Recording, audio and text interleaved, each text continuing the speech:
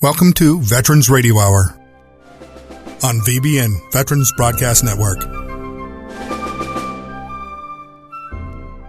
with host Ranger Doug.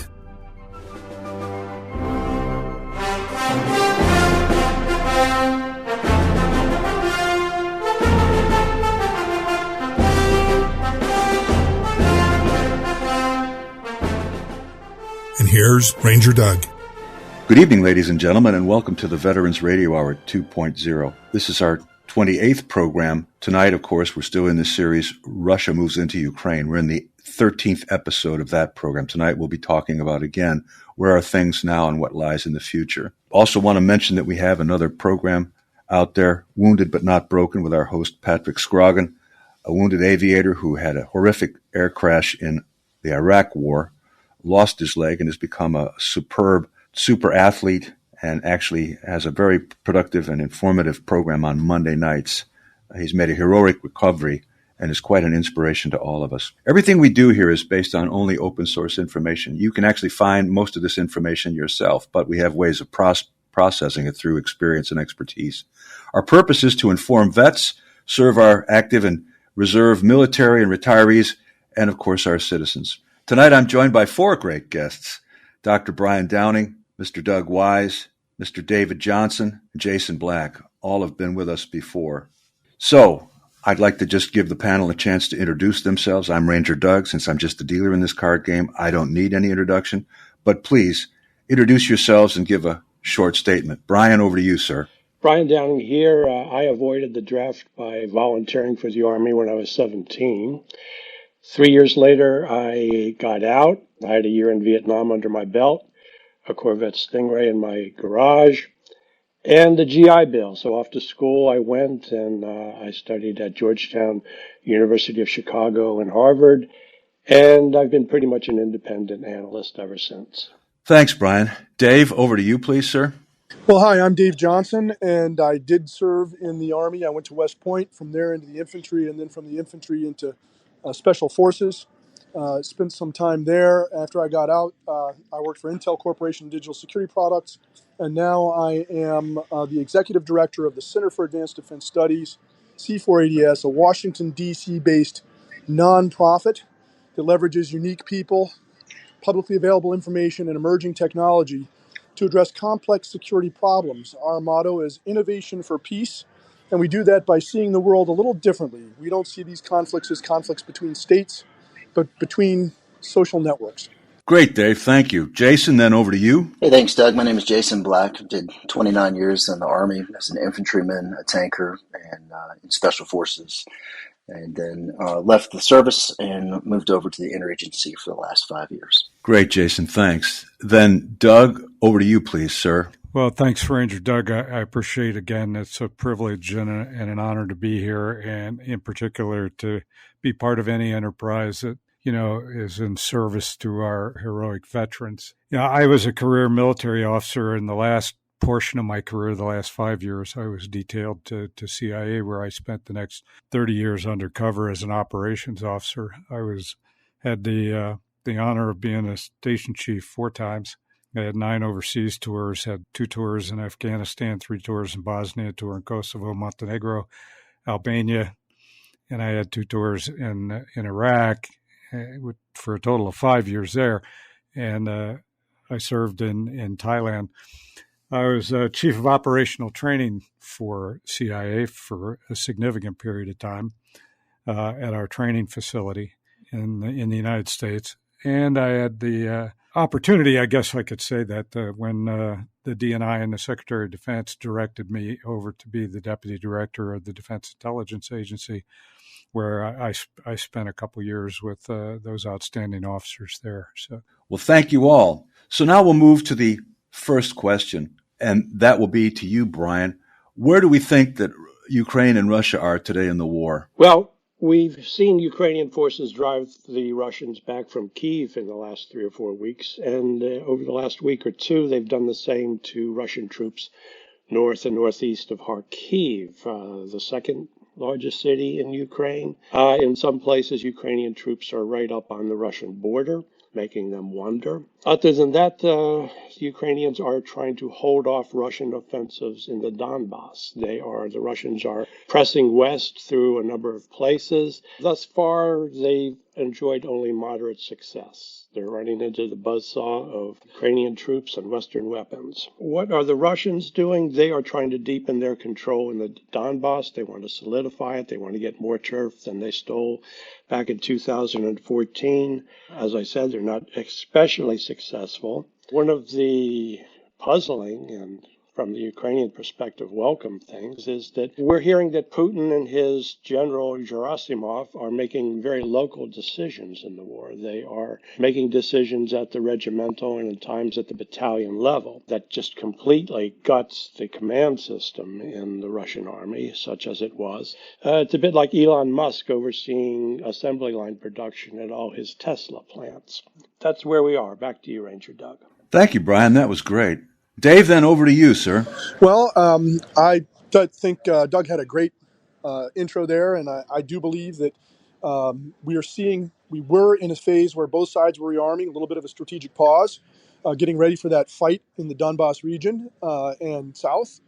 We do see some setbacks for the Russians here. Again, they were on the offensive, and Russians on the offensive, offensive requires a great deal of coordination, but Russians in a trench line on the defensive in Donbass, that's a different thing. Also, with a large Russian-speaking population in the Donbass regions that are controlled by the Russians, that's going to be a little bit of a challenge.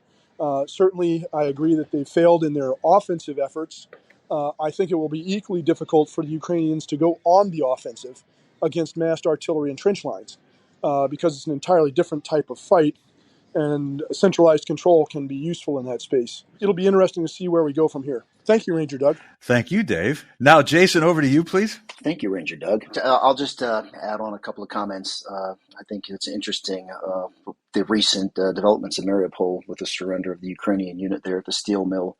And it seems to be perhaps some sort of a negotiated arrangement by the Russians to hasten their full control of Mariupol. So rather than fighting to the bitter end there, they did that. And perhaps that's backfiring at home because apparently some of the Russian social media and other outlets are not pleased with the arrangement for the prisoners that the Russian government came up with. So that may backfire, and we may see that cause problems. Also, I think the world will watch that closely, the treatment of those prisoners by the Russians and whether or not the Ukraine and Russia work towards some sort of prisoner exchange or not. That's very much to be determined right now. And then also, things have really bogged down in Donbass and along that land bridge to Crimea. It's kind of a mixed bag. In some areas, the Russians are on the defensive, and others, they're continuing to take limited patches of ground. But there's nothing decisive going on there anymore. It's bogged down to sort of a grind. So we'll see which side has more endurance and more staying power in that fight. Thanks. Great, Jason. Thank you very much. Excellent answers, all of you. I appreciate it. Doug Wise, then, sir, over to you. My thoughts are that, the war hasn't really progressed much. I think we've settled into what everyone would have predicted, which is kind of a war of attrition, but it's a bloody war of attrition. And I think that we're now starting to see the effects of, one, the Western support to the Ukrainians, the advanced weaponry, particularly the 155 howitzers. And certainly the Ukrainians have developed to fine art the use of the unmanned aerial vehicles, the drones. And I think on the Russian side, we're seeing the effects of the new Russian commander. He's a man who demonstrated patience, brutal patience, if I can combine those two terms, brutal patience in Syria. And we're seeing that here, where he is taking a very considerate path to apparently achieve, conquest and stability and faux governance of a number of the eastern parts of Ukraine. Ukrainians have enjoyed some tactical successes, as have the Russians. But again, nothing that's strategically changed much in the battle space. But I think those changes are yet to come. Thank you, Doug. So now that the war is underway, what are the war aims of Russia, Mr. Putin, and Ukraine, and Mr. Zelensky? And that'll be to you, Dave. Over to you. I think the war aims for Mr. Putin really haven't changed much. He's got the big one, which is always going to be that Russia must exert control over the Ukraine in order to prevent invasion from the West. So whoever the president is, whether it's Putin or somebody else, this is a 1,000-year fight. This is not something that's going to go away. They may get a truce, or they may even if the Ukrainians win, the Russians will be back because they can't allow Ukraine to be controlled by someone else. And in fact, when they had it under their control through someone else like Yanukovych, who was part of Putin's circle, that's different than when it's under control of Zelensky, who is not part of Putin's circle. I think that his war aims are going to be to try and hold on to as much as he can and at least carve off the Donbass. Get a stalemate that looks like the Donbass remains in his hands. In terms of the South, obviously he'd love to be able to block off the Black Sea, but that's not going to happen.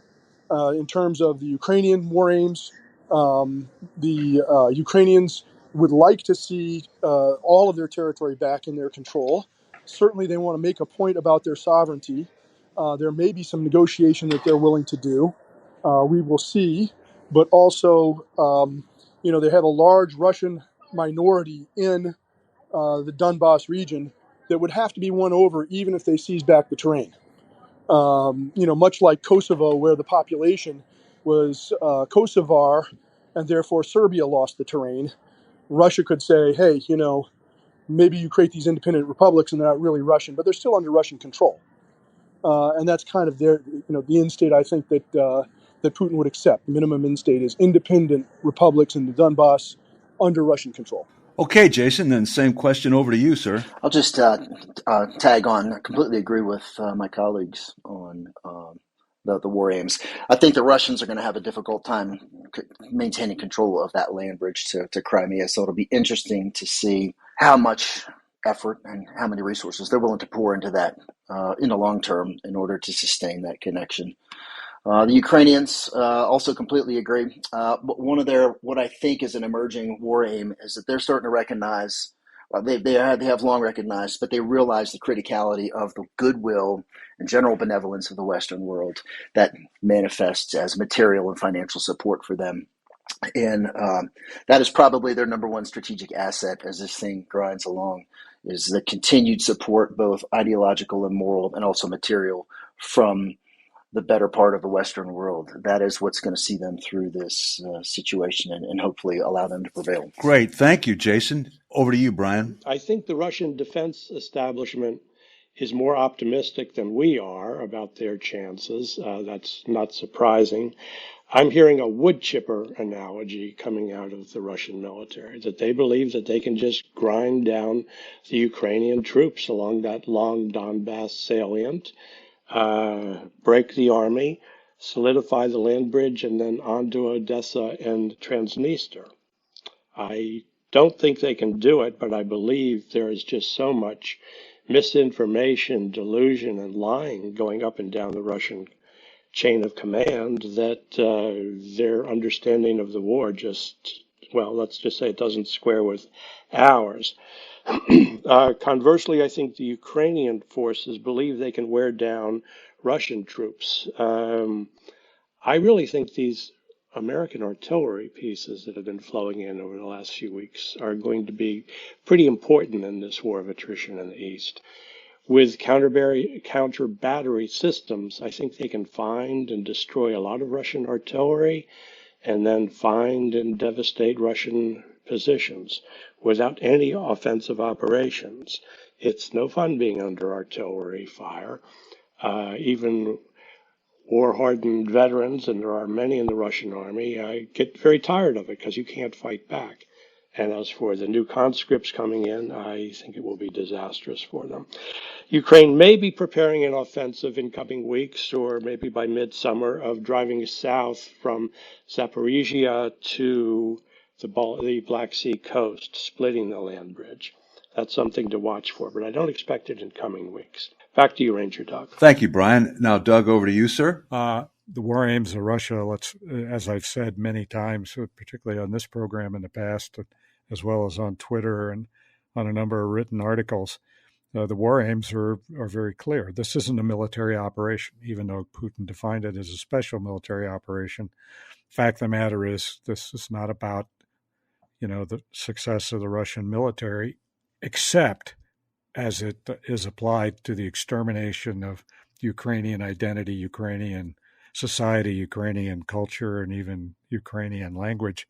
This is all about punishing Ukraine. That is the strategic Russian war aim. Now they've got obviously theater objectives they need to accomplish in order to accomplish that strategic objective. And as we've all commented up to this point, the grinding war of attrition that we're seeing on the eastern provinces, is just becoming more and more brutal as they totally destroy, the steel plant, for example, which at one point employed about 10,000 workers and produced incredible metal products, everything from rolled steel to pig iron to steel products and raw steel, as far as that goes.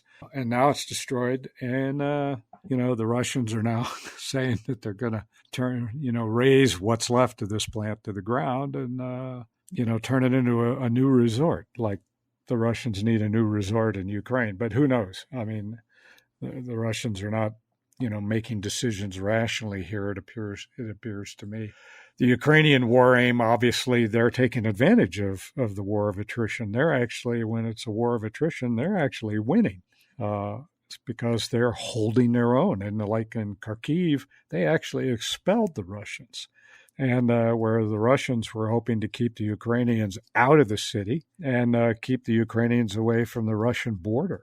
And they failed at that. And as I alluded in my opening remarks, obviously a huge component of that is the morale of the Ukrainian army and the weapon systems that are being provided and training and other logistical support by Western nations, all of which is contributing to Mr. Zelensky's, need and legitimate need to survive his government and his ability to govern, even if it's increasingly smaller parts of Ukraine. The fact of the matter is that given that since the Russians haven't conquered Ukraine, based on what I think Putin had in mind, and senior Russian military officials, general officers believe that the Ukrainian people just collapse and a bunch of Ukrainians become collaborators and Ukraine would be theirs for the taking. And they actually assessed wrong. And this isn't your dad's Ukraine.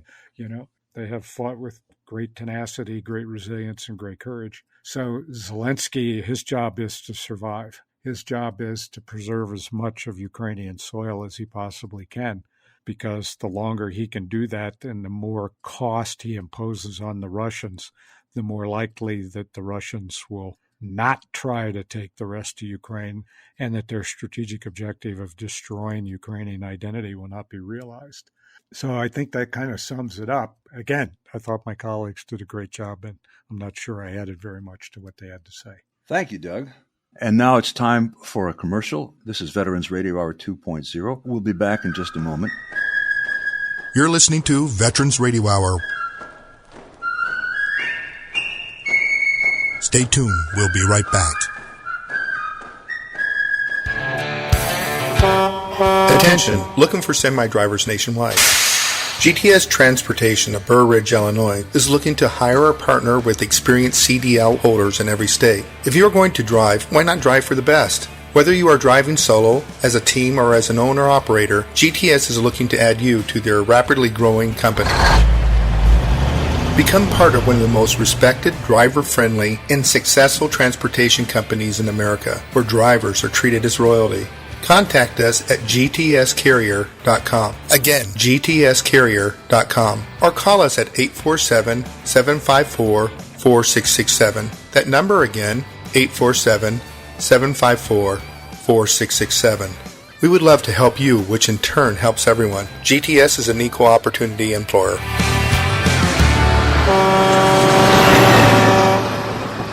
Dallas Corporation and Dallas Logistics, a proud supporter of the Veterans Broadcast Network for over 19 years. High-quality printing services and warehouse distribution has been our hallmark since 1985, serving Fortune 100 companies for over 35 years. Check us out at www.dallascorp.com. Attention, all U.S. veterans. You have served this country with honor and pride. So why is it so difficult to receive the benefits you deserve? Filing a VA claim is complicated. It's cumbersome and time-consuming. Many veterans have a problem identifying what conditions they should apply for. VDAC, Veterans Disability Application Caddy, is an online application that greatly assists you with filling out your application and identifying the disabilities that you're entitled to. The VDAC process takes about 15 to 30 minutes from start to finish. The entire process is simple and easy to use. The software automatically cross-references the VA database to determine what presumptive conditions you are entitled to, as well as any secondary conditions. Once done, a fully completed VA form is generated with supporting material. To find out more, go to nifv.org and click on the VDAC button. Again, the website is nifv.org and click on VDAC. Welcome back to Veterans Radio Hour. And here's Ranger Doug. Welcome back, ladies and gentlemen. Now that brings us then to our third question. And this basically focuses on the world at large. What are the noticeable activities of and or effects in or on the U.S., NATO, the EU, the world, including the PRC? And that question and its answer will be led by Jason. Jason, over to you, sir. Thanks, Ranger Doug. We continue to see ramped up and structured lethal aid from the U.S. In a series of political visits, photo op visits to the Ukraine by high-level officials from the United States to demonstrate support, but then also to set themselves up for election activities this fall. But it's encouraging to see bipartisan support across both sides of the aisle in Congress. I know there are some supply chain snags taking place with some of these high-end shoulder-fired weapon systems, javelins and stingers, and that'll be a scramble to keep up with the expenditure rate and the demands, because it's likely that the manufacturing base here wasn't ready to crank out those systems at the rate that they're being expended over there. And it looks like the Pentagon has stood up a special interest group to focus on fielding the right types of material support to the Ukraine, and they've kind of opened up a all-comers, commercial off-the-shelf offer to private companies that have technology and systems that might be of use to come and peddle their wares at the Pentagon. So that's encouraging that the Department of Defense is actually turning to private industry and kind of shortcutting the defense procurement process to try and expedite some of those systems over to the Ukraine. So all good developments on the U.S. side. NATO and the EU, we see Finland and Sweden applying for membership into NATO, and that is definitely freaking out Russia on a lot of levels. And it's been a long time since we had anyone join NATO, but its ranks are swelling, and I got to think that the Ukraine is looking at that and trying to figure out when and how they make a concerted effort to join NATO, and that will be interesting to watch as well, because I'm not quite sure that NATO is ready to jump the gun and admit Ukraine into its ranks quite yet. The EU, looking kind of across the economic side of things, they are still incredibly dependent on Russian hydrocarbons, and so I think as the months tick by and we start getting towards September and October, when the temperatures drop again, there's a bit of a panic there as they try to figure out what their energy solution is going to be for the winter of 22-23. And across the world, just kind of focusing on the PRC, they're continuing to watch closely. They will often sit and display incredible strategic patience and let a situation develop. And I think that's what they're doing with the Ukraine. And what they're really watching is the level of unity and cooperation between Western nations in support of the Ukraine. And then also probably watching to see if there are signs of that cooperation and support waning. So who has the staying power in order to support this? And that will be particularly interesting as Europe looks towards its energy needs this fall. Thanks. Great, Jason. Thank you very much. Brian, over to you then, sir. Well, the mention of Finland and Sweden was clear, and that's just a devastating blow that it must be reverberating throughout the Russian national security bureaus. They've just added, what, about 700 miles of hostile frontage up along the Finnish border. And you have Switzerland, not talking about joining NATO, but perhaps arranging some defensive discussions with them. Switzerland moving away from neutrality. That's just a very welcome and surprising thing. I think the world food situation is going to be developing in the next few weeks. I think we're all seeing grocery prices go up. But in large parts of the world, that's not an annoyance. That's a major, major problem. It's going to cause instability in many countries, Africa, the Middle East, Central Asia, South Asia. Putin, I believe, is going to hope that this focuses a lot of hostility towards the U.S. and the West. He'll say it's their war that's causing all this. Well, I think he'll get some traction with that. After all, there is just sort of a reflexive hostility to the United States in many parts of the world. But I think most of the world is focusing its animus on Russia and Putin and its war and its war crimes, not the U.S. Thank you, Brian. Then, Dave, over to you. So, Russia has been described as a globalized criminal network with nuclear weapons. At the same time, you can look at folks like President Zelensky, who's in Panama Papers, and you look at the amount of aid that's actually getting to the front versus what comes into the country. You can look at the challenges facing NGOs and the corruption that they deal with in order to provide aid into Ukraine. And you can look at the world through the lens of a group of illicit social networks doing things. And so if you look in the past 2 weeks in the media in Europe, you'll see that there was this huge outing of Russian oligarch and other global criminal entities in Dubai's real estate sector. And that has now resulted, because of this conflict in the Ukraine, this has now resulted in the EU calling for blacklisting of the UAE. Now, the UAE does 28% of China's business in that region.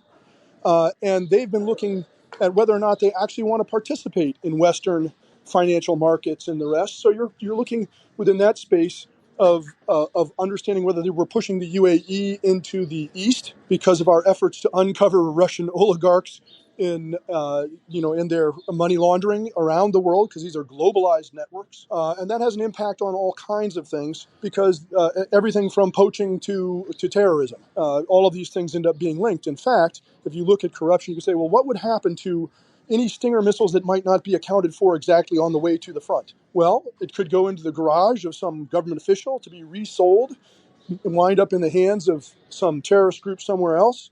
Why? Because, well, if they're hedging their bets against winning or losing, they want to have enough money to go hide in London, that kind of thing. So when we start looking at the world through those lenses, we realize that the future of the stalemate between Ukraine and Russia, we are starting to see is going to be globally integrated with the behaviors of all of the illicit actions and malign actions in the case of China. And that, we need to probably look a little bit lower below the surface as we realize how all of these things are linked, and our actions in Ukraine, the aid that we give, could end up in the hands that we don't want it to. I mean, we already have SIGAR in Afghanistan, trying to find that aid, and we could end up making the world a whole lot worse place if we're not careful about how we, in the West, how we do support Ukraine. Because, again, Ukraine faces all of the challenges of the developing countries that are in that part of the world relative to corruption. And that's kind of where I see the global impact of what's going on there, and the potential stalemate and ongoing efforts to try and stabilize the region. And I think that's kind of the future. Back to you, Ranger Doug. Great. Thanks, Dave. Over to you, Doug. Oh, thanks. I think, the impacts on the U.S., NATO, and EU, and the rest of the world, including the PRC, I think it's a highly relevant question because, I think even though, most of the world is far from the brutality of this battlefield, the reality is the impact's going to be extraordinary. I mean, we're already seeing in the U.S. the economic impacts, the price of oil, inflation. And since almost every American on the planet has an IRA or some sort of investment vehicle for, savings and retirement or working capital, the downturn of the market really affects almost every American citizen. And so this war is not without cost to the United States. And it remains to be seen what the ultimate cost of our investment there in terms of supplies and material and training. And I'm not talking about, blood, but more like treasure.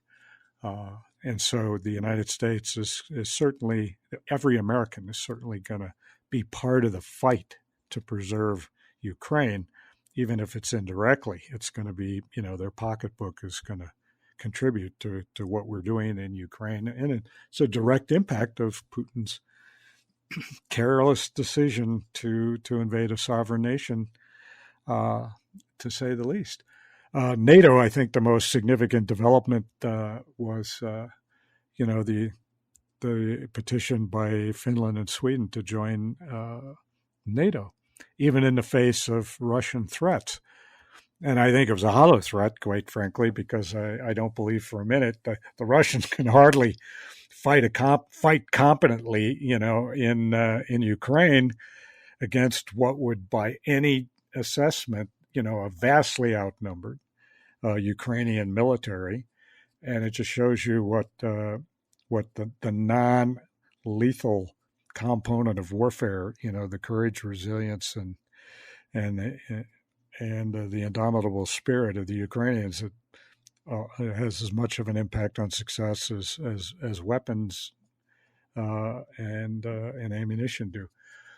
But I thought it was said an awful lot, and it kind of is ironic from a geopolitical standpoint that Putin was already using, and I think it was a canard, quite frankly, because I already said the NATO hardly poses a threat to Russia, and it's all about punishing Ukraine.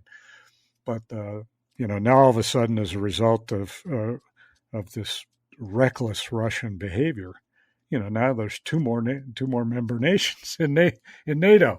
So ironically, Putin caused the increase in NATO, not disunity or weakening of NATO in any way. Thank you, Doug. Now we'll need to pause for another commercial. We'll be back in a moment. This is Veterans Radio Hour 2.0.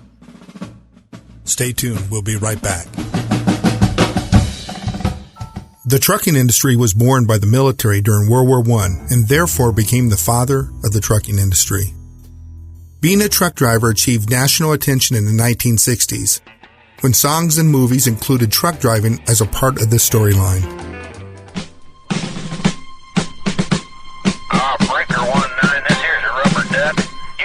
If you're looking for an easy job that pays well, then GTS Transportation is looking for you. GTS Transportation is a leading transportation company with a great history. We are an international company with opportunities all around the world.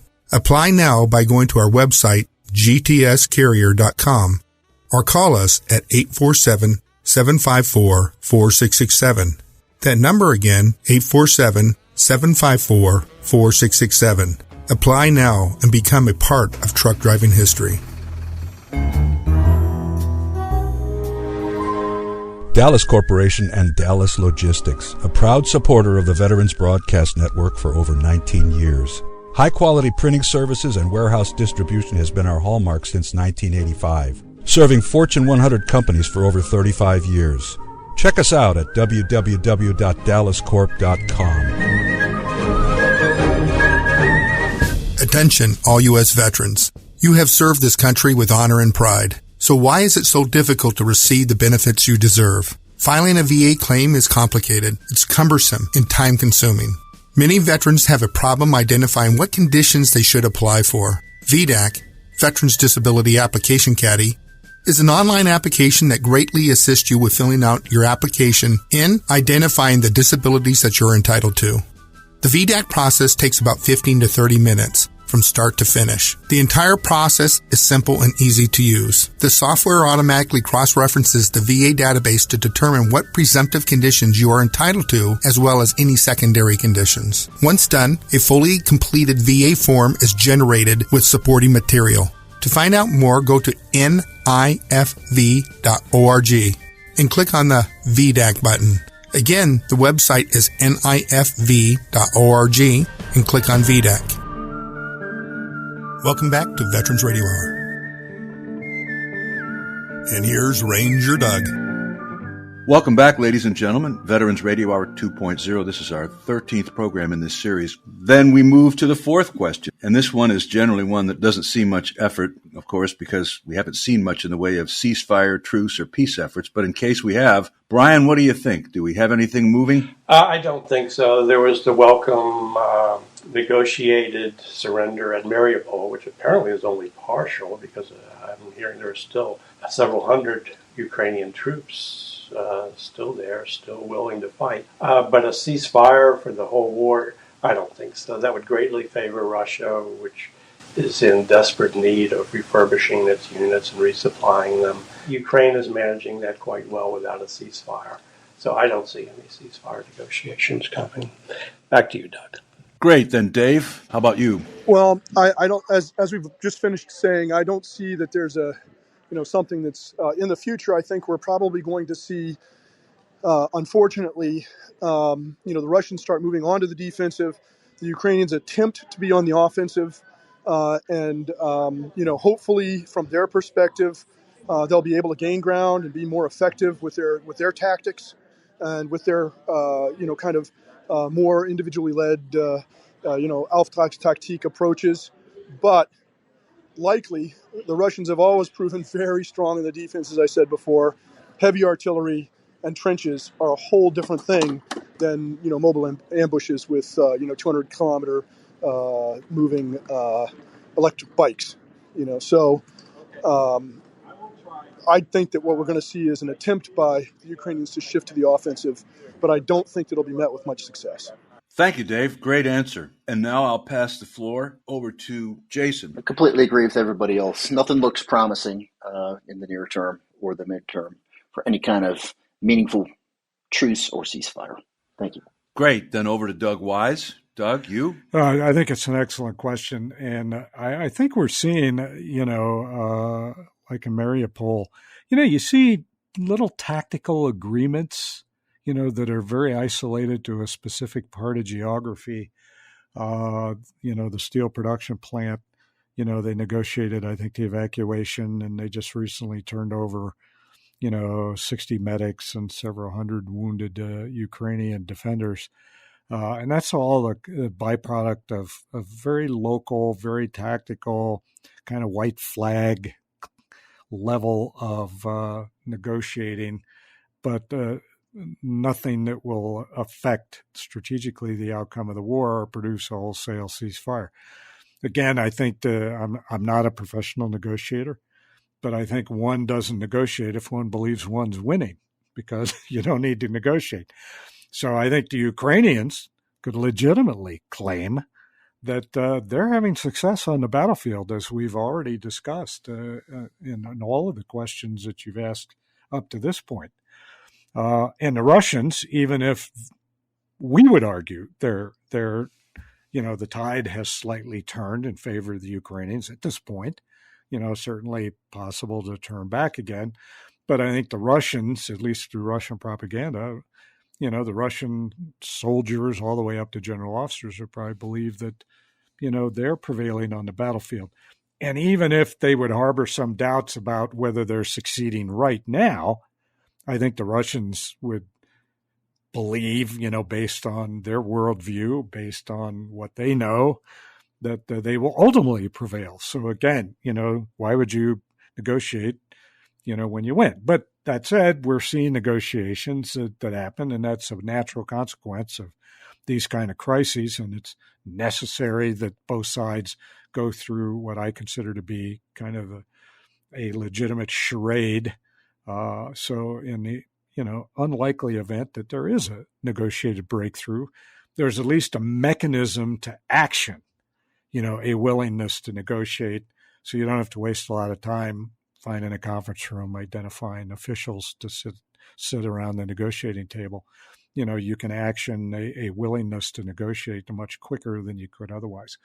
But, there's going to be very little negotiated impact to this war of attrition at this point. Thank you, Doug. Well, great. Then that brings us to our fifth question.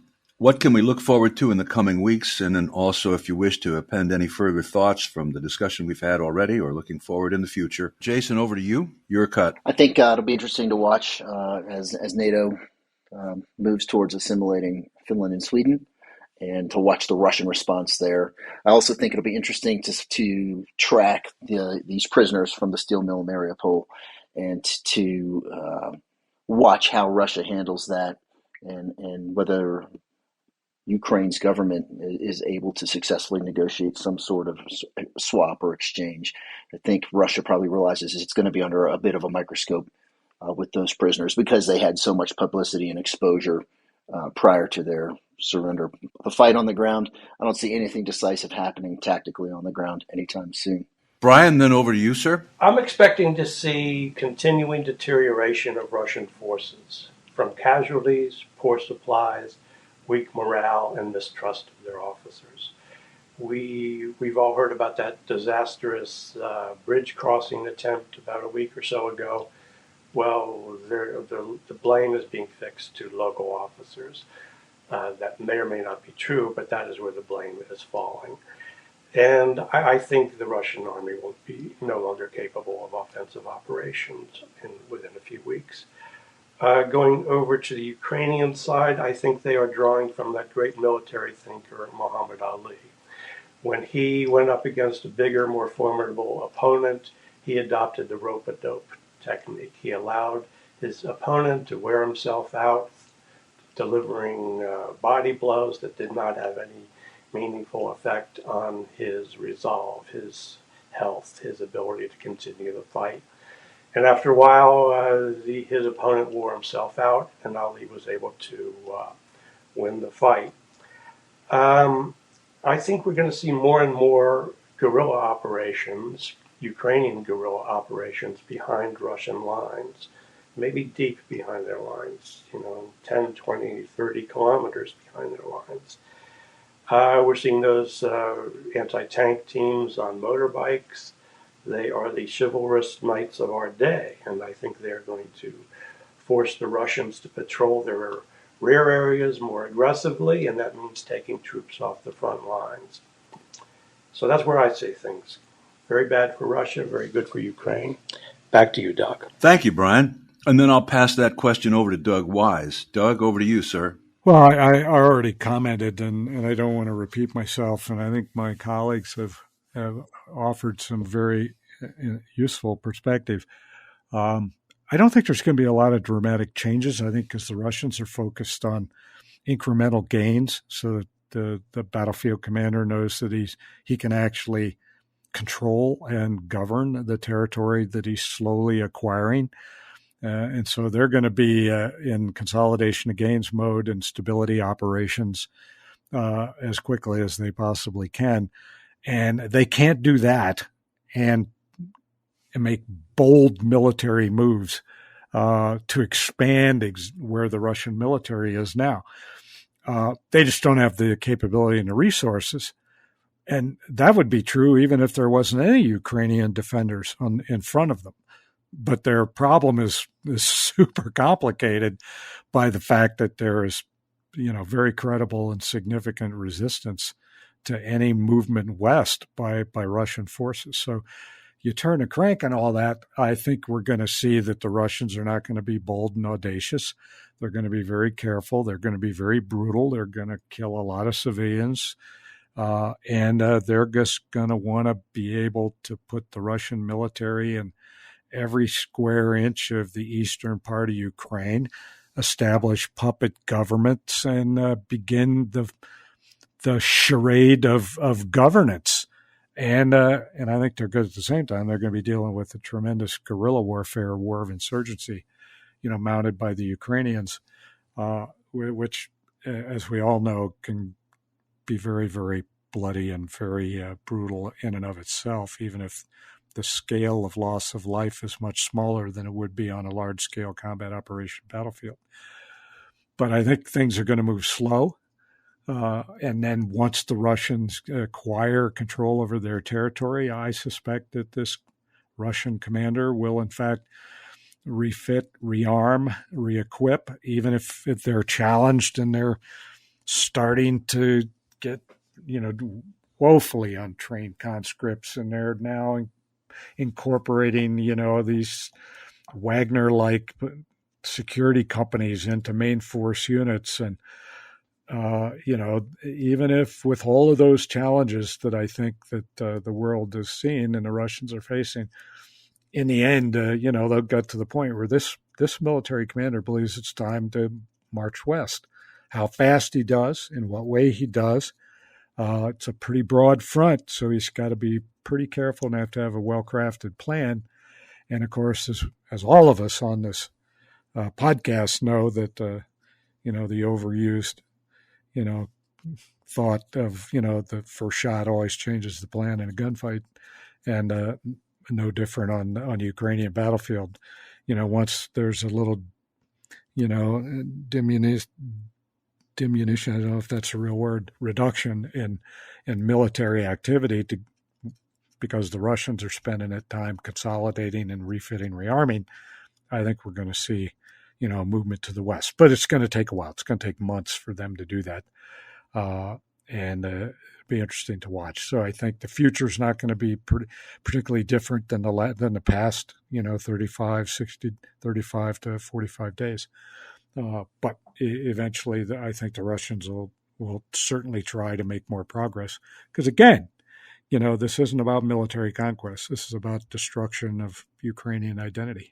And they have no choice but to kill a large number of Ukrainians, kill President Zelensky, and prevent Western aid from reaching Ukrainian defenders. So it'll take a while, but I think the Russians will certainly have that. They're keeping that main thing the main thing for sure. Back to you, sir. Thanks, Doug. Great. Well, that ends our formal rounds. Now we'll need to pause for another commercial. We'll be back in a moment. This is Veterans Radio Hour 2.0. You're listening to Veterans Radio Hour on VBN, Veterans Broadcast Network. We'll be right back. The trucking industry was born by the military during World War I and therefore became the father of the trucking industry. Being a truck driver achieved national attention in the 1960s, when songs and movies included truck driving as a part of the storyline.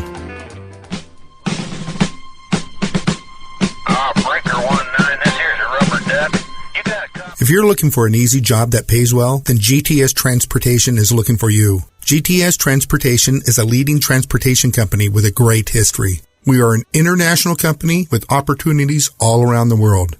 Apply now by going to our website, gtscarrier.com, or call us at 847-754-4667. That number again, 847-754-4667. Apply now and become a part of truck driving history. Dallas Corporation and Dallas Logistics, a proud supporter of the Veterans Broadcast Network for over 19 years. High-quality printing services and warehouse distribution has been our hallmark since 1985, serving Fortune 100 companies for over 35 years. Check us out at www.dallascorp.com. Attention, all U.S. veterans. You have served this country with honor and pride. So why is it so difficult to receive the benefits you deserve? Filing a VA claim is complicated. It's cumbersome and time-consuming. Many veterans have a problem identifying what conditions they should apply for. VDAC, Veterans Disability Application Caddy, is an online application that greatly assists you with filling out your application and identifying the disabilities that you're entitled to. The VDAC process takes about 15 to 30 minutes from start to finish. The entire process is simple and easy to use. The software automatically cross-references the VA database to determine what presumptive conditions you are entitled to, as well as any secondary conditions. Once done, a fully completed VA form is generated with supporting material. To find out more, go to nifv.org and click on the VDAC button. Again, the website is nifv.org and click on VDAC. We're back, and here's your co-host, Ranger Doug. Welcome back, ladies and gentlemen. Veterans Radio Hour 2.0. This is our 13th program in this series. So I've got one last question I want to pose to the group. We're not going to play a Jeopardy round because with 4 guests, we have some kind of time constraints normally introduced. This is just a general question, and each of you in the same order can take a crack at it if you wish.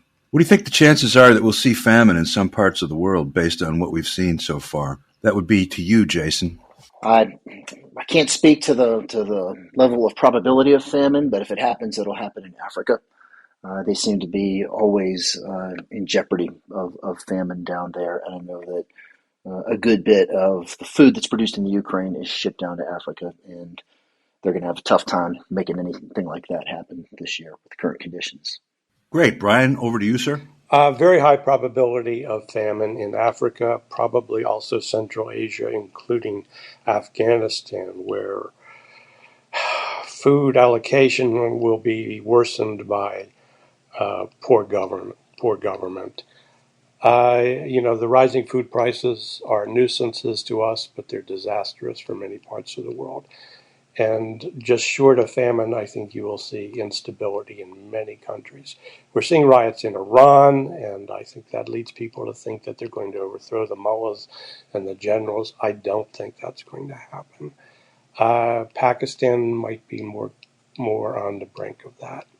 Over to you, Doug. Thanks, Ranger Doug. I think it's an important question because it expands the impact of this tragedy beyond the just extraordinary loss of life and destruction of a wonderful country and a wonderful culture, and quite frankly, the negative effects, well deserved, on the Russian government and the Russian people, whom, quite frankly, I don't care about any more than Putin, because he doesn't obviously care either about his own countrymen. He thinks that their suffering and loss of life is a civic duty, and it's just an obligation to the state. And his inner circle certainly are not going to turn on Putin because all their wealth and power and position in the political structure is dependent upon him making it. So, the likelihood that, he's going to get a, Archduke Ferdinand bullet in the head is probably very low in my estimation. But I think your question, as I said, it really expands the tremendous negative adverse impact of this reckless decision to invade Ukraine. I'm not so much worried about people starving.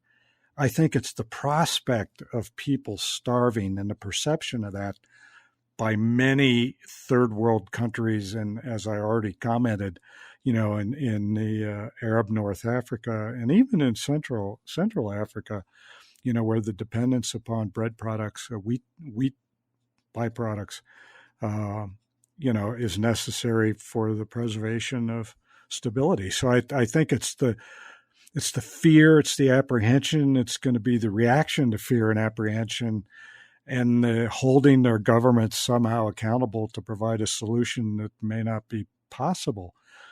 But I'm not so much worried about the loss of life because of famine. I'm worried about, the instability, the collapse of civil society in many countries across the globe, and that the international community is going to have to deal with that. And as all of us on this podcast and all of our wonderful veterans out there listening to what we have to say, know that in the end we're going to have to deal with the consequence. We, the United States and our allies, are going to have to deal with the consequences of that, because nation building and providing foreign aid and helping governments do things, competently, democratically, and with human rights. And I think some of these countries are going to be extraordinarily challenged. Again, I'm not so concerned about people starving to death.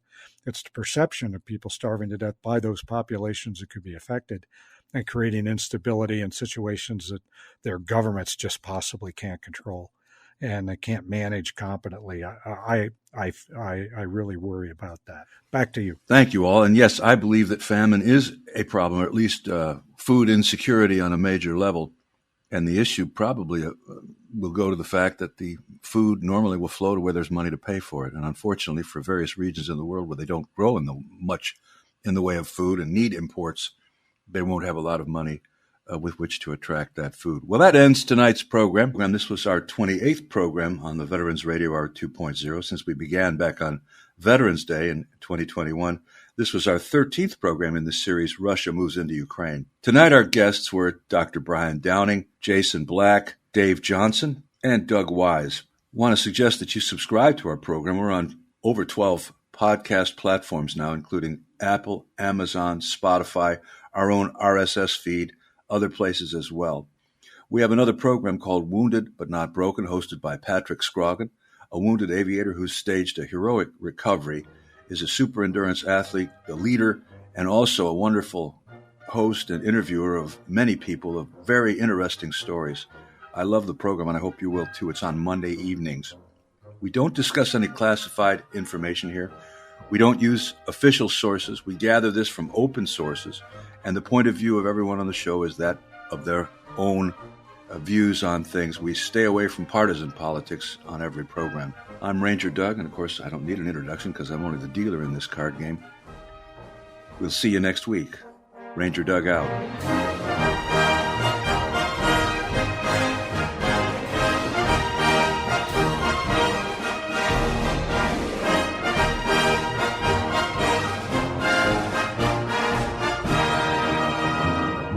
Thank you for listening to Veterans Radio Hour. Veterans Broadcast Network, bringing you shows like Veterans Radio Hour, Wounded But Not Broken, No One Left Behind,